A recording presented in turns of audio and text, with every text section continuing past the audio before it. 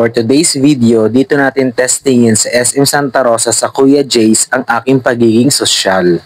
Dito namin sinelebrate ang birthday ng anak ng aking kaibigan. Umpisahan natin ang pagiging mitikuloso ko kunwari sa pagkain dito sa Baked Scallops. Sa lahat ng kinain namin dito sa Kuya J, ito yung pinakamasarap, not too salty, perfectly seasoned at hindi rin matigas yung scallops. Gusto ko rin na very garlicky yung lasa nito. Magugustuhan to ng mga nepo babies na grabe mag-brag ng lifestyle nila sa social media pero ang pinapanggastos pala nila ay galing sa pera ng madla.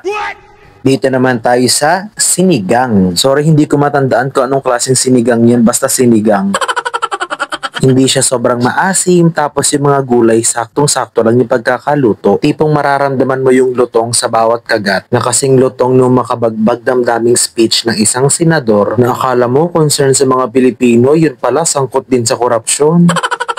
Next ay itong fried chicken. Masarap yung coating niya outside pero yung loob medyo parang na-dry. Medyo lang naman, not totally dry. Masarap yung flavors na in-apply dito sa coating netong chicken na to. Tapos yung sauce niya, so-so. Deserve tong ipakain dun sa may-ari ng 40 na luxury cars na siguro ay nagsisisi ngayon na nagpa-interview pa siya kay Julius Babaw. And lastly, para sa ating mga ulam, seafood kare-kare. Medyo magiging bias ako dito kasi this is my all-time favorite. Yummy! Gusto ko na perfect yung pagkakaluto ng mga gulay kasi malutong. Yung peanut flavor tapos yung consistency ng sauce is perfect. Tapos yung nag-aagaw na alat tamis ng alamang. And then yung meat, especially yung octopus, I find it so interesting. Kung meron man ako mapupuna dito sa kare-kare na to, siguro yun na yung puso ng saging kasi ang tigas. Kasing tigas ng mukha ng isang kontraktor na kunyari may sakit, ayun, nandun na ngayon sa US, nagpapagaling daw.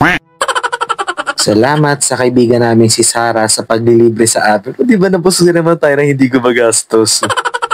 Salamat din sa Kuya J Restaurant dahil sa mga pagkain ninyo, naalala ko na naman yung gigil ko dun sa mga kontraktor at mga politikong sangkot sa flood control. Next time, Kuya J, gawa kayo ng pagkain na magpapatubo ng konsensya ng mga korap na yan. Naku, nagigigil ako talaga. Charot.